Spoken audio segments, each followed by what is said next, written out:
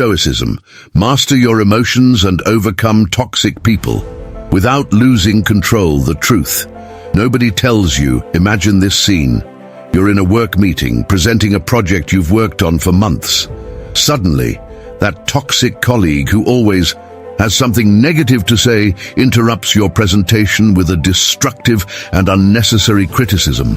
Your blood boils, your hands tremble, and you feel an almost uncontrollable urge to respond in kind, to retaliate, to explode. But then, something extraordinary happens. You take a deep breath, maintain absolute calm, respond elegantly, and continue your presentation as if nothing had happened. In the end, everyone applauds not only your project, but especially your unwavering demeanor. Meanwhile, the toxic person is completely disarmed, unsure how to react to your serenity. This transformation isn't magic, it's not luck, and it's definitely not something you're born knowing. It's the result of mastering an ancient philosophy that Roman emperors used to rule the greatest empire in history, that generals applied to win impossible battles, and that today, in the 21st century, can be your secret weapon for navigating an increasingly chaotic world full of difficult people and challenging situations. I'm talking about Stoicism, but not the boring academic kind you find in dusty philosophy books. I'm talking about a practical, applicable, transformative Stoicism that will completely change how you deal with your emotions, and most importantly, how you disarm toxic people without having to play their dirty game. Before I continue, let me ask you a life-changing question. How many times have you lost opportunities, relationships, or even your peace of mind because you couldn't control your emotions when faced with difficult people? How many nights have you spent awake, rehashing arguments, imagining perfect responses you should have given, feeling angry at yourself for losing control, or worse yet, for being paralyzed, not knowing how to react? If you've watched this video this far, it's because you know exactly what I'm talking about. And that's why you need to watch until the end, because I'm going to reveal not only the Stoic techniques that will shield your emotions, but also the exact method I used to transform my life. And that has already helped thousands of people free themselves from the emotional control that toxic people exerted over them. The problem that's destroying your life. We live in a silent, emotional epidemic. Look around you and you'll see people enslaved by their own emotions, reacting impulsively to every provocation, every nasty comment, every uncomfortable situation.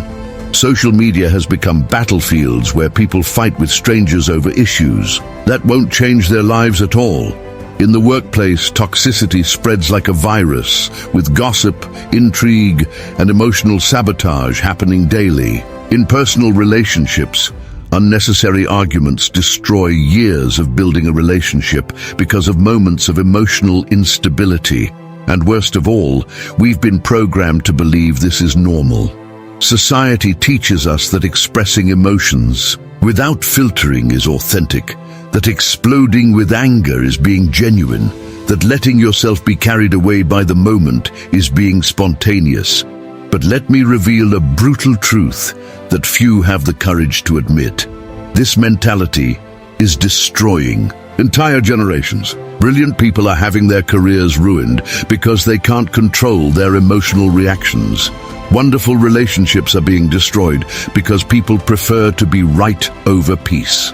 Incredible opportunities are being lost because, at the crucial moment, emotions speak louder than reason. But here's the plot twist that will change your perspective. The problem isn't emotions themselves. Emotions are natural, they are human, they are even necessary for our survival. The problem is that we were never taught how to manage them, how to use them to our advantage, how to transform them into tools instead of prisons. It's like giving the keys to a Ferrari to someone who's never learned to drive. The result is disastrous, and that's exactly what happens when we face toxic people without proper preparation. They know exactly which buttons to push to get under our skin. They know our emotional weaknesses better than we do, and they use this knowledge as a weapon to manipulate, control, and destroy us. The discovery that changed everything 2,000 years ago. On the dusty streets of Rome, a slave named Epictetus made a discovery that would change the course of Western philosophy forever. Born in captivity, with a crippled leg due to his master's mistreatment, Epictetus had every reason to be bitter, angry, and full of hate. But instead, he developed a profound understanding of human nature that made him one of the most influential philosophers of all time. His discovery was simple, yet revolutionary. We cannot control external events, but we can completely control our response to them. Think about that for a moment. How many hours, days, months, years of your life have you wasted trying to control? Things that were completely beyond your control? Trying to change people who didn't want to change, trying to avoid inevitable situations, trying to control the uncontrollable. Epictetus realized that this is the root of all unnecessary human suffering. When we try to control what we cannot control, we become slaves to circumstances. But when we focus on what is truly within our control, our thoughts, our decisions, our reactions, we become truly free. And here's the most fascinating part. This philosophy wasn't confined to a slave. Marcus Aurelius, Rome's most powerful emperor, the man who literally had the world at his feet, studied and applied Epictetus's teachings. Just imagine, the slave and the emperor, two opposite extremes of Roman society, united by the same philosophy, the same quest for emotional mastery and wisdom. Marcus Aurelius faced daily conspiracies, betrayals, wars, plagues, and the pressure of ruling the largest empire in the world. But his meditations, written in his personal diary that was never intended for publication, reveal a man constantly working on self-control, applying Stoicism to maintain his sanity and effectiveness amidst the chaos. If you're watching and haven't liked it yet, do so now, because what follows is the most important part of this video, where I'll reveal the specific techniques these Stoic masters used and that you can immediately apply in your life. The three fundamental disciplines. Stoicism isn't just a pretty philosophy to be admired from afar. It's a practical system of living, based on three fundamental disciplines that, when mastered, completely transform your relationship with emotions and the people around you. These disciplines have been developed over centuries, tested in extreme situations, refined by some of history's most brilliant minds, and are now available to you.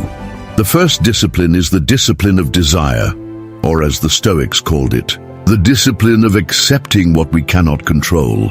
It sounds simple, but it is profoundly transformative. Imagine you're stuck in traffic for hours in a hellish traffic jam. The average person gets angry, bangs the steering wheel, curses, complains, spikes their cortisol levels, ruins their day, and likely the day of everyone around them.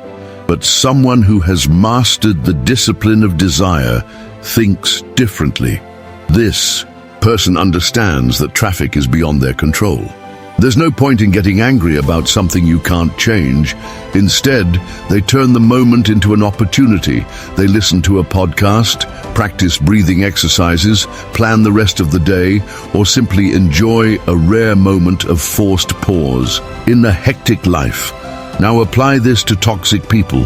That overbearing boss who yells at everyone, that mother-in-law who always has a critic, that envious colleague who tries to sabotage your work. You can't control them. You can't change them. Trying to do so is like trying to stop the wind from blowing. It's futile and frustrating. But you can completely control how you respond to them. And that's where your power lies.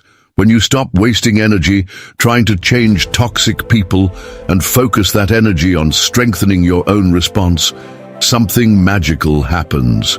They lose their power over you. The second discipline is the discipline of action, which teaches you to act virtuously regardless of the circumstances. The Stoics believed there are four cardinal virtues: wisdom, justice, courage, and temperance.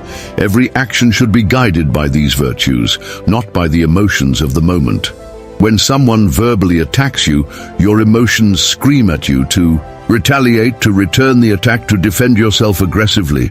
But the virtue of wisdom asks, what is the most intelligent response here? The virtue of justice asks, am I being fair to myself and to others? The virtue of courage challenges, do I have the courage to do what is right, even if it is difficult? And the virtue of temperance reminds us, I need to maintain balance and moderation. Let me tell you a true story that illustrates this perfectly. I knew an executive named Marina who worked at a multinational company. She had a colleague, let's call her Paula, who was the perfect example of a toxic person. Paula spread gossip about Marina, tried to take credit for her work, and made passive-aggressive comments in every meeting.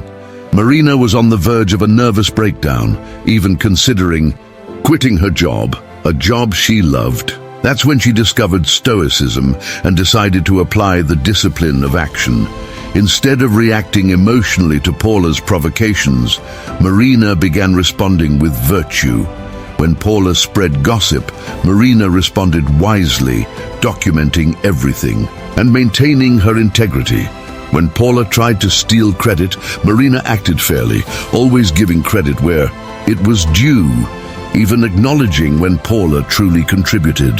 When Paula made snide comments in meetings, Marina demonstrated courage, remaining calm and professional, focusing on the facts rather than the provocations. And in every situation, Marina practiced restraint, never exaggerating her responses, never giving in to the desire for revenge. The result? Within 6 months, Paula was transferred to another department because her toxicity became evident to everyone, while Marina was promoted. But most importantly, Marina maintained her inner peace throughout the process. She won without engaging in war, triumphed without stooping to her adversary's level. The third discipline, and perhaps the most powerful, is the discipline of assent, which teaches us to question our judgments and interpretations. The Stoics understood something that modern psychology only discovered centuries later.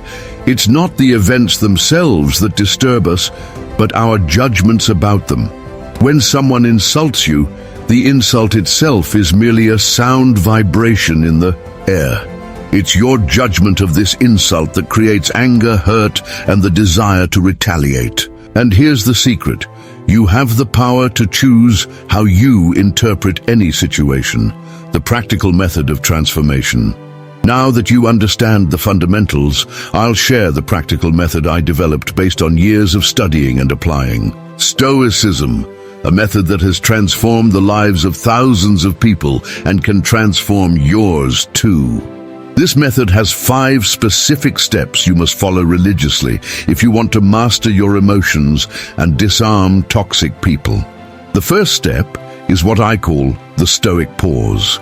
When you're faced with an emotionally charged situation, especially one involving a toxic person, you must create space between the stimulus and your response. Holocaust survivor Viktor Frankl said that between stimulus and response lies a space, and in that space lies our power to choose our response, and in our response lies our growth and our freedom. The Stoic pause is exactly that. When someone provokes you, instead of reacting immediately, you pause. Take a deep breath, count to 10 if necessary. This brief pause is where your transformation happens. During this pause, you activate the second step, objective analysis. You ask yourself, what really happened here, without interpretation or judgment? For example, if someone said, you are incompetent, the objective fact is that a person made sounds that formed those words. Everything beyond that is your interpretation. The person may be projecting their own insecurities. They may be having a bad day. They may be trying to manipulate you. But none of that matters if you don't empower those words through your interpretation. The third step is Stoic recontextualization. Here, you transform poison into medicine. Marcus Aurelius had a powerful technique for this. He saw every difficult person as a teacher, every challenging situation as an opportunity for growth. When someone attacks you, instead of seeing it as an attack, see it as a training ground for your patience. When someone tries to manipulate you, see it as an opportunity to practice your assertiveness. When someone spreads lies about you, see it as a chance to demonstrate your integrity. I know this may seem difficult, even impossible at first, but let me tell you about Jerome, a channel follower who recently wrote to me. Jerome had a boss who was a true tyrant. He yelled at employees, publicly humiliated them, and created a toxic work environment. Jerome was developing anxiety, insomnia, and even gastric problems due to stress. When he started applying Stoic recontextualization, something changed. He began to see his boss not as an executioner, but as his involuntary emotional personal trainer. Every outburst from his boss was an opportunity for Jerome to strengthen his emotional control. Each public humiliation was a chance to practice ego detachment. Within 3 months, Jerome was so emotionally strengthened that he got a better job, offer, and left the company. But most importantly, he emerged strengthened, not destroyed, by the experience. The fourth step is virtuous response. After pausing, analyzing, and recontextualizing, you choose your response based on Stoic virtues, not the emotions of the moment. This doesn't mean being passive or letting people walk all over you. Quite the opposite. It means responding with strength, but a controlled, directed, effective force. It's like the difference between an uncontrolled fire that destroys everything in its path and a surgical laser that cuts with millimeter precision. For example, if someone insults you publicly, the emotional response would be to insult back or remain in embarrassed silence. A virtuous response might be something like, "I realize you have a strong opinion on this. Can we talk privately later to better understand your point of view?" This demonstrates maturity, maintains your dignity, and also puts the toxic person in an uncomfortable position, as they expected an emotional reaction and received a rational response. The fifth and final step is what I call nightly reflection, a practice that comes directly from Seneca, another great Stoic philosopher. Every night before bed, you review the day. You analyze the situations in which you maintained control and those in which you lost it. No judgment, no blame, just objective observation. What worked? What can be improved? How could you have responded differently? This daily practice is like a gym for your mind, constantly strengthening your self-control muscle.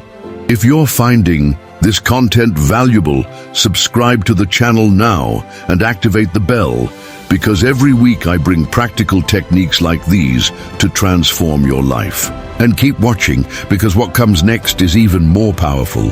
The arsenal of advanced techniques now. I'm going to share advanced techniques that the Stoic masters used and that are especially effective against toxic people. These aren't techniques for beginners, but if you've made it this far in the video, you're ready for them. The first advanced technique is negative visualization, or as the Stoics called it, premeditatio malorum. It seems counterintuitive, but it's extremely powerful. Every morning, you spend a few minutes visualizing the worst-case scenarios of your day. Imagine encountering that toxic person. Imagine them saying the worst possible things. Imagine the most challenging situations. But here's the trick. You also visualize your calm and controlled response to each situation. This isn't pessimism. It's strategic preparation.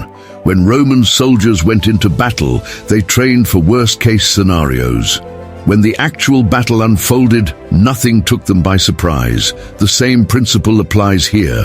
When you've visualized and mentally prepared for the worst, reality will rarely be as bad as your preparation. And if it is, you're ready. Let me give you a practical example. Imagine you have an important meeting with a difficult client, known for being aggressive and disrespectful. The night before, you practice negative visualization.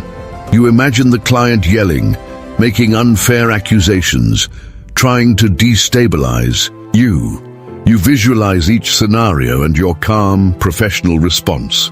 The next day, when the client actually becomes aggressive, you're not surprised. You've already lived this moment mentally many times. Your response is automatic, controlled, and effective. The client, hoping to destabilize you, is disconcerted by your unshakable calm. The second advanced technique is amor fati, literally, love of fate. This is perhaps the most powerful and most difficult technique to master. It's not just about accepting what happens, but actively embracing, loving even difficult situations because they are part of your path to growth. Nietzsche, who studied Stoicism in depth, said this was the formula for human greatness, wanting nothing different, not in the future, not in the past, not for all eternity. When you master amor fati, toxic people completely lose their power over you. Why? Because you don't just tolerate their presence, you appreciate it. They are the weights that strengthen your emotional muscles, the obstacles that reveal your inner strength. It's a radical shift in perspective that completely transforms your life experience. The third advanced technique is cosmic vision. Marcus Aurelius frequently practiced this. It consists of raising your perspective to see your situation from the perspective of the universe. Imagine yourself rising, leaving your body, seeing your home from above, your city, your country, the planet, the solar system, the galaxy. From this cosmic perspective, how important is that argument with your coworker? How meaningful is that nasty comment on Facebook? How relevant is that toxic person's opinion of you? This isn't escapism or denial, it's perspective. When you understand your place in the cosmos, when you realize that you are literally sentient, stardust on a rocky planet orbiting an ordinary star in a galaxy among billions, your daily concerns take on the right proportion. Not that they cease to matter, but they matter in the right measure. The fourth advanced technique is memento mori, the constant reminder of mortality. The Stoics. They didn't do this out of morbidity, but out of wisdom. When you remember that, your life is finite, that each day could be your last, you stop wasting time and energy on insignificant things. Are you really going to spend your precious hours fighting with toxic people? Are you going to waste your limited days caring about the opinions of people who don't matter? Steve Jobs practiced a modern version of this. Every morning, he would look in the mirror and ask himself, if today were the last day of my life, would I want to do what I'm about to do today? When the answer was no for too many days in a row, he knew he needed to change something. Apply this to the toxic people in your life. If you knew you only had 1 year to live, would you spend a single minute worrying about them? The psychology behind toxicity. To truly disarm toxic people, you need to understand what makes them tick. And here I'll reveal something few people talk about openly. Toxic people are, at their core, deeply wounded people operating from a place of pain and fear. This doesn't justify their behavior. It doesn't absolve them of responsibility. But understanding this completely changes how you respond to them. The person who constantly criticizes you is usually projecting their own insecurities. That boss who yells at everyone is probably terrified of losing control. The colleague who spreads gossip is desperate for attention and validation. The family member who always has something negative to say is trapped in their own patterns of suffering. When you understand this, something shifts. You stop taking it personally. You realize that their toxic behavior says everything about them and nothing about you. The Stoics had a powerful concept called sympathia, the interconnectedness of all things. They understood that we are all part of the same universal organism, that what affects one affects all. When someone acts toxically, they are acting from their ignorance, their pain, their trauma. Marcus Aurelius wrote, whenever you want to. Rejoice, consider the qualities of those around you, the energy of one, the modesty of another, the generosity of a third. For nothing brings us so much joy as examples of the virtues manifested in the character of those around us. But what about when we can't find virtues in the toxic people around us? That's where another powerful Stoic technique comes in. Rational compassion. It's not emotional compassion that makes you accept abuse, but a rational understanding that the toxic person is trapped in their own mental prison. Imagine someone handcuffed, beating you with their own handcuffs. Would you be angry at the person or have compassion for their situation? Toxic people are shackled by their traumas, fears, and insecurities, and they use these shackles as weapons. This doesn't mean you should submit to abuse or accept unacceptable behavior. Quite the opposite. Stoicism teaches us to set firm boundaries, but without hatred. It's like dealing with a child throwing a tantrum. You don't allow them to hit you or break things. You set clear boundaries, but you don't get angry with them. You understand that they haven't yet developed the emotional tools to deal with their frustration. The power of strategic silence, one of the most powerful weapons against toxic people, is something that seems simple, but is extremely difficult to master. Strategic silence. I'm not talking about passive-aggressive silence or the cowardly silence of someone who doesn't know what to say. I'm talking about the powerful silence of someone who chooses not to waste words. Epictetus taught that we have 2 ears and 1 mouth for a reason. We should listen twice as much as we speak. But in the modern world, especially when confronted with toxic people, our impulse is to talk, explain, defend, justify. We want to have the last word. We want to prove ourselves right. We want to win the argument. But here's the liberating truth. You don't have to participate in every battle you're invited to. Strategic silence works on multiple levels. First, it completely disarms the toxic person. They expect a reaction, confrontation, drama. When they receive silence, they feel lost, unsure of how to proceed. It's like playing tennis alone. Without someone to hit the ball, the game simply doesn't happen. Second, silence gives you time to process and choose your response, if a response is even necessary. Often, we discover that it isn't. Most provocations, criticisms, and attacks from toxic people don't deserve a response. They die naturally if they aren't fed with our energy. Third, silence preserves your energy. Every word you speak, every explanation you give, every justification you offer consumes precious energy. Toxic people are energy vampires, and your words are the lifeblood they suck.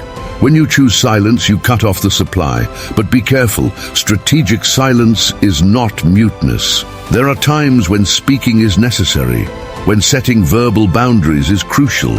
Wisdom lies in discerning when to speak and when to remain silent. The Stoics had a simple rule. Before speaking, ask yourself, is it true? Is it necessary? Is it kind?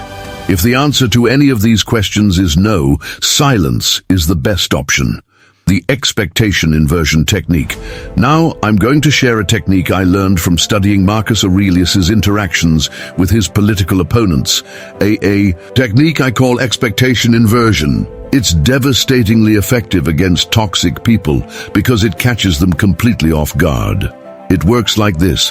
When someone attacks you, instead of defending or counterattacking, you partially agree and redirect. For example, if someone says, "You're always so disorganized," instead of denying or defending yourself, you respond, "You're right. Organization is an area I'm working on improving. What suggestions do you have to help me?" This completely reverses the dynamic. The person expected conflict and received an opening.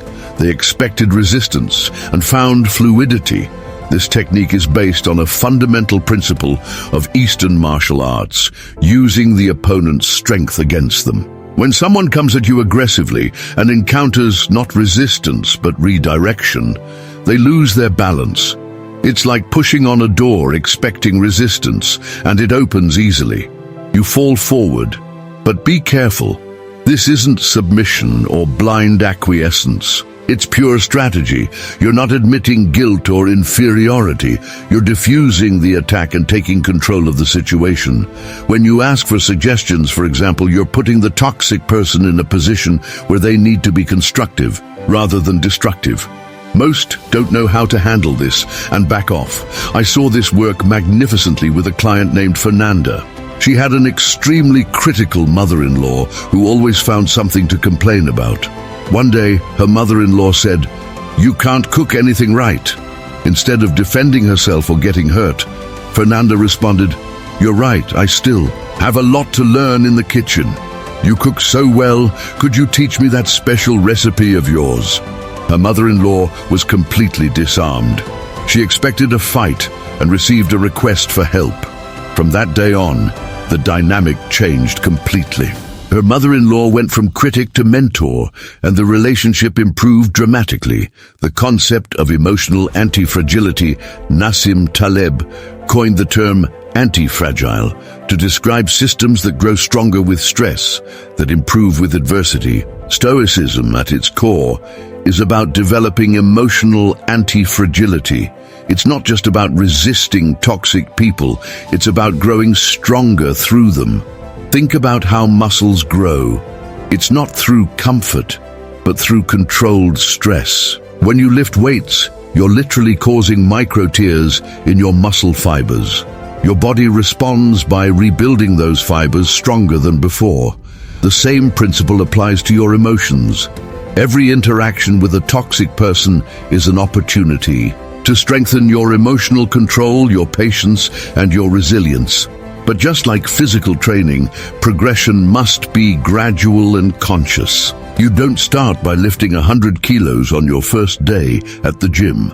Likewise, you shouldn't unnecessarily expose yourself to extremely toxic people while you're still developing your Stoic skills. Start with smaller situations, slightly difficult people, and gradually increase the challenge as your emotional strength grows. The secret to emotional anti-fragility lies in changing your internal narrative. Instead of, "Why is this happening to me?" you ask, "What is this happening for?" Instead of seeing yourself as a victim, you see yourself as an athlete in training. Every toxic person is an involuntary personal trainer. Every difficult situation is a workout in the gym of life. The art of Stoic communication. I'm going to teach you something that can revolutionize all your interactions. The art of Stoic communication. It's not just about what you say, but how, when, and why you say it. The Stoics developed communication principles that are incredibly effective, especially when dealing with difficult people. The first principle is brutal clarity with compassion. The Stoics believed in speaking the truth, but always tempered with kindness. When you need to confront a toxic person, be absolutely clear about boundaries and consequences, but without unnecessary cruelty. For example, instead of, "You're a disgusting manipulator," say, "This behavior is unacceptable, and if it continues, I will have to step aside." The first phrase is an emotional attack that only generates more conflict. The second is a clear statement of boundaries that maintains your dignity. The second principle is word economy. Every unnecessary word is an opportunity for misunderstandings, conflict, and drama. Toxic people love to twist your words, take sentences out of context, and use your own statements against you. The less material you give them, the less ammunition they have.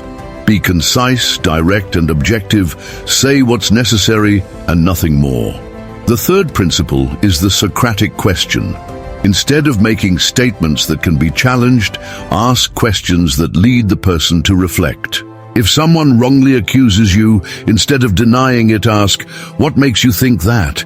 If someone is being aggressive, ask, "What do you hope to achieve with this approach?" Questions are powerful because they put the responsibility back on the person, forcing them to think instead of just reacting. If you're finding these techniques valuable, share this video with someone who needs to hear this message. And don't forget to subscribe and turn on notifications, because the upcoming content is even more transformative. The emotional detox protocol. Even with all the Stoic techniques, sometimes toxic people can affect us. It's normal, it's human, and it's not a sign of weakness. The important thing is to have a recovery protocol, what I call emotional detox. It's a 5-step process that cleanses your emotional system after exposure to toxicity. Step 1. Non-judgmental acknowledgement. Admit that you were affected. Yes, that interaction upset me. Don't judge yourself for it. Stoicism isn't about being an emotionless robot. It's about processing emotions in a healthy way. Step 2. Physical release. Emotions are energy in motion, emotion. When repressed, they get stuck in the body, causing tension, pain, and illness. After a toxic interaction, do intense physical exercise. Run, swim, hit a punching bag. Release the accumulated energy constructively. Step 3. Rational analysis. Now, with a clearer head, objectively analyze what happened. What did you do well? What could you improve? What lessons can you learn? Write if necessary. The act of writing transforms chaotic emotions into organized thoughts. Step 4. Stoic reframe. Reinterpret the situation through the lens of Stoic philosophy. How would Marcus Aurelius view this? How would Epictetus respond? What opportunity for growth is hidden in this experience? Step 5. Future preparation. Based on what you learned, prepare yourself for similar situations. Visualize how you will respond next time. Mentally practice your new response until it becomes automatic. This protocol is like taking a shower after getting dirty. You don't stay dirty forever just because you stepped in the mud. You clean yourself up and move on. The same goes for emotional contamination by toxic people. The 4 archetypes of toxic people. To be truly effective in disarming toxic people, you need to understand that not everyone is the same. There are patterns, archetypes that repeat themselves. Quickly identifying which type you're dealing with allows you to choose the most effective strategy. I'll reveal the 4 main archetypes and how to neutralize each one. The first is the energy vampire. This person thrives on drama and chaos. They're always in crisis, always needing help, always draining your energy with endless problems. But here's the trick. They don't want solutions. They want attention. If you solve one problem, they'll create another. The Stoic strategy here is to set time and energy limits. I can listen to you for 10 minutes. When the time is up, end the conversation, regardless of the ongoing drama. Be consistent, and they'll seek other sources of energy. The second archetype is the master manipulator. This person specializes in distorting realities, creating guilt, and making you question your own sanity. They use sophisticated psychological manipulation techniques like gaslighting, projection, and triangulation. The Stoic defense here is obsessive documentation. Write everything down, record conversations when legal, and keep records. When they try to distort reality, you'll have concrete facts. Most importantly, trust your perception. The Stoics valued mental clarity above all else. If something seems wrong, it probably is. The third archetype is the compulsive critic. Nothing is ever good enough for this person. They always find fault, always have a critique, always know how you should have done things differently. The Stoic technique here is what I call selective impermeability. You become impervious to unsolicited criticism, but remain open to constructive feedback. How do you distinguish? Constructive feedback is specific, actionable, and comes from someone qualified in the field. Toxic criticism is vague, destructive, and usually comes from someone who has never done anything similar. The fourth archetype is the silent saboteur. This is the most dangerous person because they operate in the shadows. They smile to your face and stab you in the back. They spread gossip, undermine your confidence, reputation, sabotage your projects, all while maintaining a facade of friendship. The Stoic strategy here is radical transparency. Document everything, copy people on emails, hold meetings with witnesses. The more light you shed on your actions, the fewer shadows they will have to operate. The philosophy of selective detachment. One of the most misunderstood concepts in Stoicism is detachment. Many think it means not caring about anything, becoming cold and distant. This is completely wrong. Stoic detachment is selective and strategic. You detach from what you can't control, but deeply engage with what you can. Applied to toxic people, this means detaching from your need for their approval, their opinion of you, and their behavior. But remain engaged with your own response, your own values and your own actions. It's like being a rock in the ocean.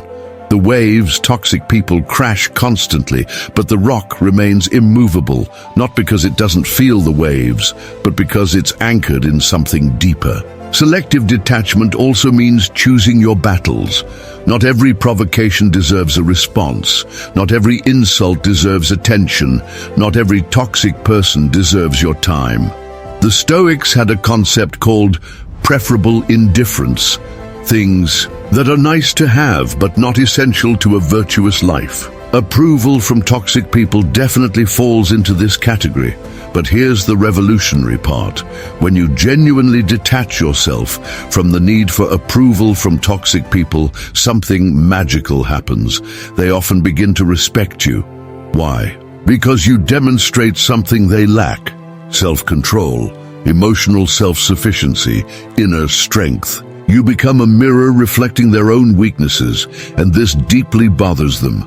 The paradox of strong vulnerability. Now I'm going to share something that may seem contradictory, but is deeply Stoic. The power of strategic vulnerability. I'm not talking about exposing your weaknesses for toxic people to use as a weapon. I'm talking about a calculated vulnerability that disarms and transforms. When you confidently admit your limitations, when you acknowledge your mistakes without diminishing yourself, when you show your humanity without asking for permission, you demonstrate a kind of strength that toxic people can't counter. They expect you to hide your weaknesses, to feign perfection, to play the mask game.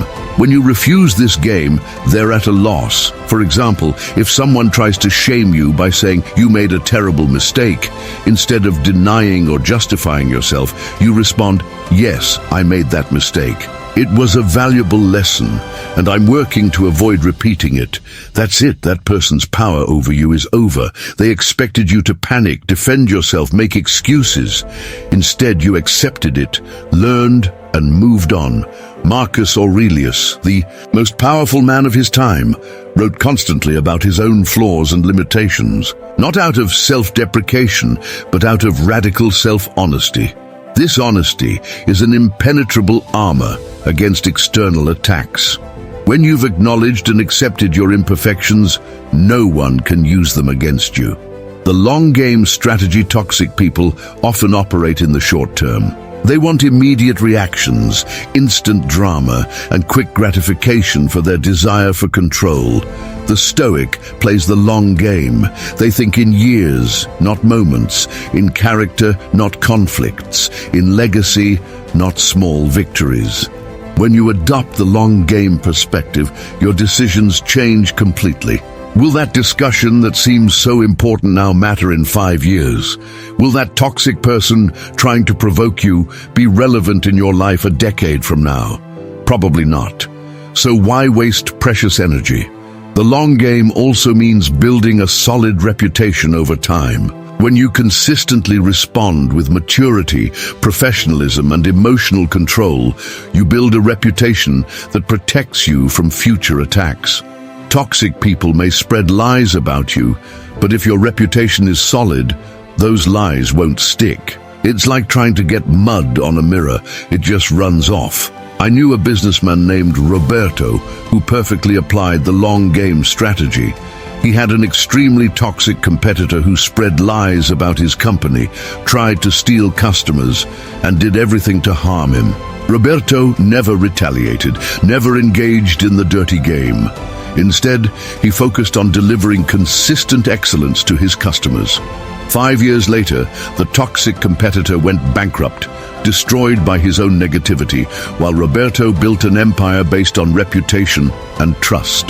The principle of active non-resistance. There is a powerful principle in Stoicism that I call active non-resistance. It's not passivity.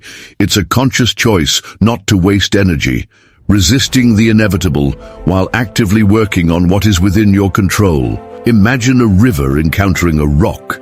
The river doesn't stop, doesn't fight with the rock, doesn't complain about the injustice of having a rock in its path. It simply flows around it, continues its course, and eventually, over time, wears down the rock itself. Be the river when dealing with toxic people. Flow around them, continue your path, and let time do its work. Active non-resistance also means not feeding the conflict with your energy.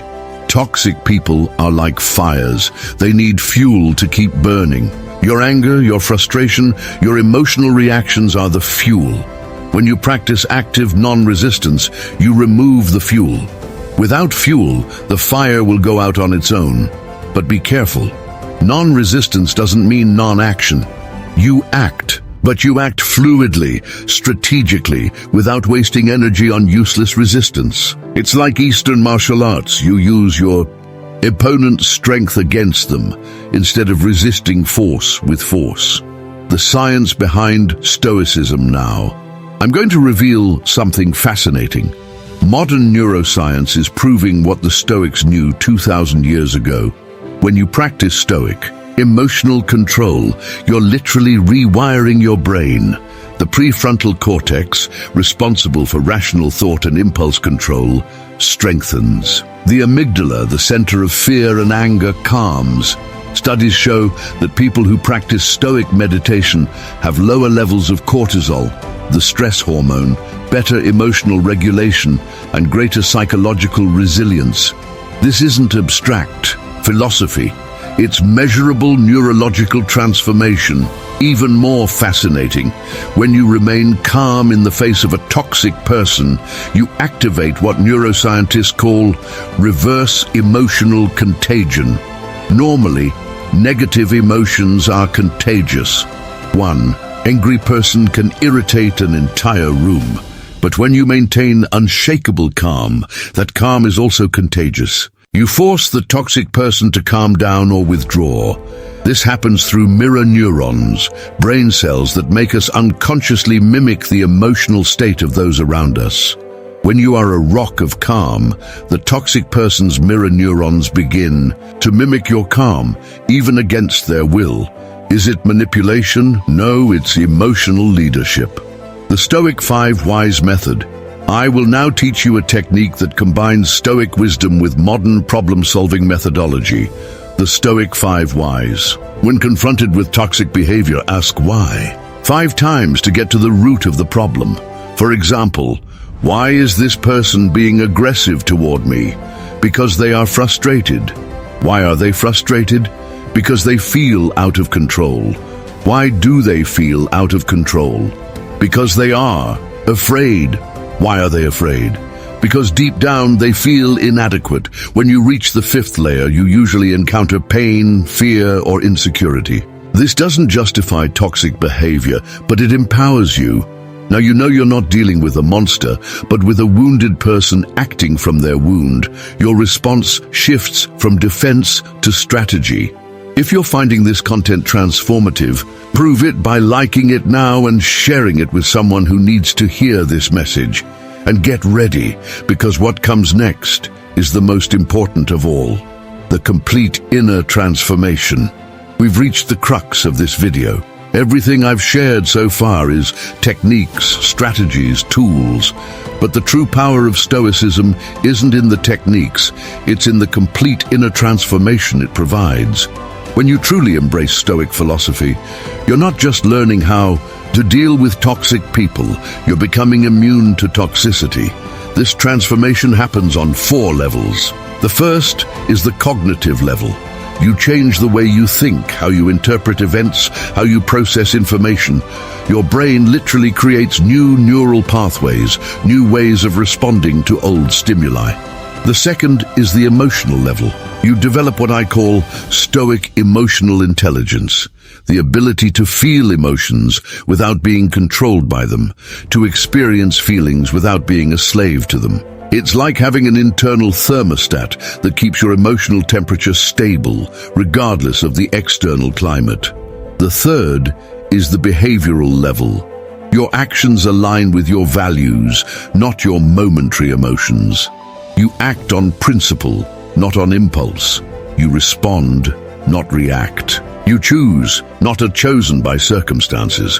The fourth and deepest level is the existential level. You find a greater purpose that transcends the small daily battles with toxic people. You realize you are here for something greater than fighting with those who don't matter. You develop what the Stoics called eudaimonia, human flourishing, fulfillment, a full life, a life well lived. The 21-day protocol. Now I'm going to share the exact 21-day protocol I developed to incorporate Stoicism into your life and become immune to toxic people. It's 21 days because neuroscience shows that this is the minimum time to create new neural habits. Week 1. Foundation. Every morning, as soon as you wake up, practice 5 minutes of negative visualization. Imagine the worst-case scenarios of the day and your calm response. Every night, practice Seneca's nightly reflection, reviewing the day without judgment. During the day, practice the Stoic pause before any emotional response. Week 2. Empowerment. Add the practice of cosmic vision once a day, preferably when you're stressed. Begin applying the 5 whys technique to all difficult interactions. Practice strategic silence in at least one situation per day. Week 3. Mastery. Implement the reversal of expectations in direct confrontations. Practice amor fati by actively embracing one difficult situation each day. Use Stoic communication in all important interactions. For all 21 days, keep a Stoic journal. It doesn't have to be long, just a few lines recording your progress, challenges, and insights. This journal will become your personal growth manual. Real stories of transformation. Let me share some real stories of people who applied these teachings and transformed their lives. These stories prove that Stoicism is not an abstract theory, but a transformative practice. Carlos was a successful executive, but he lived a personal hell. His boss was a narcissistic tyrant who publicly humiliated him, took credit for his work, and constantly sabotaged him. Carlos developed severe anxiety, insomnia, and was on the verge of a nervous breakdown. When he discovered Stoicism and began applying the techniques I taught him, everything changed. Within 3 months, he not only recovered his mental health, but was headhunted by a competing company that offered him double his salary. But most importantly, he emerged stronger, not destroyed, from the experience. Anna had an extremely toxic, manipulative mother who constantly used emotional blackmail. Every interaction was a battlefield. Every conversation ended in tears. Anna applied the emotional detox protocol and the long game strategy. Today, she maintains limited but healthy contact with her mother, has established clear boundaries, and, most importantly, no longer carries the guilt her mother tried to impose. Pedro was a victim of bullying at work. A group of colleagues excluded him, made mean jokes, and sabotaged his projects. He was considering quitting a job he loved. He applied the technique of active non-resistance and the principle of anti-fragility. 6 months later, he was promoted to manager, ironically, becoming the boss of some of his former bullies. But instead of revenge, he demonstrated Stoic leadership, treating everyone with fairness and professionalism. The power of Stoic community. A crucial aspect that many overlook is the power of community. Ancient Stoics did not practice in isolation. They gathered, discussed, and supported each other. Marcus Aurelius had Fronto as a mentor. Seneca exchanged letters with Lucilius. Epictetus taught at his school. You also need a community. Surround yourself with people who share Stoic values, who understand the journey, who can support you when you falter. This doesn't mean cutting all difficult people out of your life. That would be impossible and counterproductive. It means having a solid base of support while you develop your skills. In the digital age, this community can be online. There are groups, forums, and channels dedicated to practical Stoicism. Participate, share your experiences, learn from the experiences of others. The Stoic path doesn't have to be lonely, but beware of a danger: toxic Stoicism. Yes, it exists. These are people who use Stoicism as an excuse to be cold, insensitive, and arrogant, who confuse emotional suppression with emotional control, who use philosophy as a weapon to judge others. This is not true Stoicism. Authentic Stoicism is compassionate, humane, and connected. The limits of Stoicism. I need to be brutally honest about something few people talk about. Stoicism has limits. It's not a magic solution to all problems. It's not an impenetrable armor against all suffering. There are situations where Stoicism alone isn't enough. Physical abuse, for example, requires immediate action, not philosophical reflection. Clinical depression needs professional treatment, not just Stoic exercises. Situations of real danger require flight or fight, not meditation on virtues. Stoicism is a powerful tool, but it's not the only tool. A true Stoic recognizes when they need additional help: therapy, medication, legal intervention, professional support. Asking for help when needed isn't weakness, it's wisdom. It's also important to understand that Stoicism isn't about becoming invulnerable. It's about becoming resilient. You will still feel pain, sadness, and frustration. The difference is that these emotions won't control you, won't define your actions, or destroy your inner peace. The journey of 1,000 steps, Stoic emotional mastery, doesn't happen overnight. It's a journey of 1,000 steps, and every step matters. There will be days when you fail, when you lose control, when toxic people manage to affect you. This is normal. It's part of the process. The important thing isn't to never fall, but to always get up. It's not to never make mistakes, but to always learn. It's not to be perfect, but to be constantly progressing. The Stoics called this procope, continuous moral progress. It's not a destination, it's a direction. Every interaction with a toxic person is an opportunity for practice. Every difficult situation is a step in your evolution.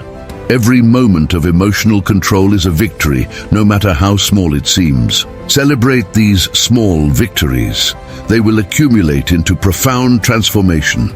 Remember, you are not trying to become an emotionless robot. You are trying to become a complete human being, capable of feeling deeply without being destroyed by feelings, capable of connecting without losing yourself, capable of loving without dependence, capable of living fully without being a slave to circumstances. The legacy. You will leave. Marcus Aurelius wrote his meditations without intending to publish them. They were personal reflections, reminders to himself, but 2,000 years later, his words still inspire millions. Why? Because he lived what he wrote. His legacy is not just words, but the example of a life lived with principles. What legacy do you want to leave? Do you want to be remembered as someone who was destroyed by toxic people, or as someone who transcended toxicity, as someone who reacted to every provocation, or as someone who responded wisely? As someone controlled by circumstances, or as someone who maintained inner control despite external chaos? Your legacy begins now, in this moment. Every decision you make, every response you choose, every moment of emotional control is building your legacy. Toxic people are just extras in your story. Don't let extras steal the lead role, the final call to action. If you've made it this far, watched everything, absorbed these teachings, you are no longer the same person who started this video. Something has changed. A seed has been planted. Now, it's your responsibility to water that seed, care for it, make it grow. Don't let this knowledge die in theory. Apply it today, now. Choose a technique, just one, and practice it for the next 24 hours. It could be the Stoic pause, it could be strategic silence, it could be negative visualization. It doesn't matter which one, it matters that you start. Subscribe to the channel now if you haven't already. Not for me, but for you. Because every week I bring content that could be the missing piece in the puzzle of your transformation. Turn on the bell so you don't miss anything. Share this video with someone struggling with toxic people. You can be the messenger that changes someone's life. And most importantly, commit to your own transformation. Don't wait for the perfect moment. Don't wait to feel ready. Don't wait for ideal circumstances. Start where you are with what you have now. The final truth. Let me end with the most profound truth of all. Toxic people are not your enemies. They are your teachers in disguise. Every difficult person in your life is teaching you something valuable about yourself, about your limits, about your strengths, about your areas of growth. When you understand this, when you embrace it, when you are grateful for even the most difficult people in your life, you transcend the game of toxicity. You stop being a victim and become a master. You stop reacting and start creating. You stop surviving and start thriving. Stoicism is not about overcoming toxic people. It's about overcoming yourself. It's about becoming the best version of yourself, regardless of who's around you. It's about finding peace in the eye of the storm, strength in adversity, wisdom in chaos. You have within you the same potential as Marcus Aurelius, the same capacity as Epictetus, the same wisdom as Seneca. The only difference between them and you is that they develop that potential through daily practice, consistent application, and an unwavering commitment to growth.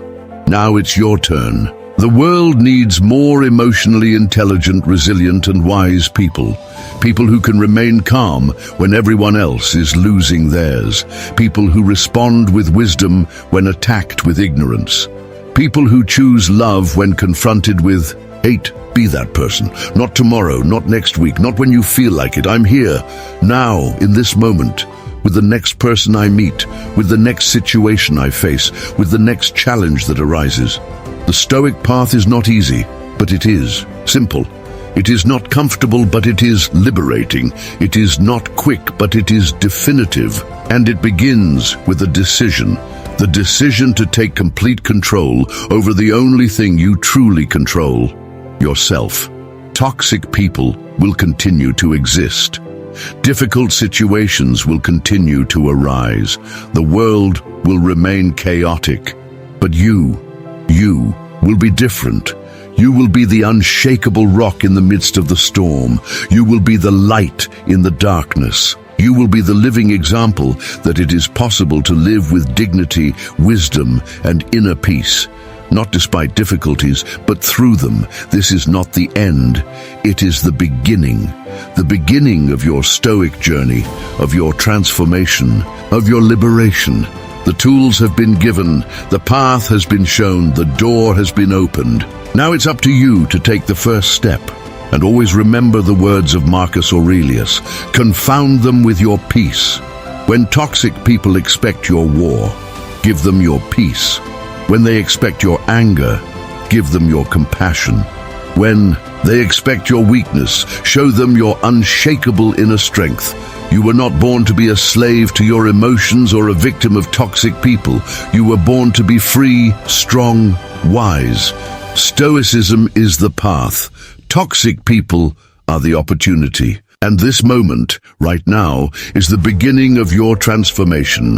The choice is yours. Always has been. Always will be. Choose wisely. Choose Stoicism. Choose freedom. The The future belongs to the emotionally intelligent, the resilient, those who master themselves before trying to dominate the world. That future begins now, with you, this very moment. Welcome to your new life. Welcome to practical stoicism. Welcome to true freedom. The journey of 1,000 miles begins with a single step. Take this step now, your future self will thank you.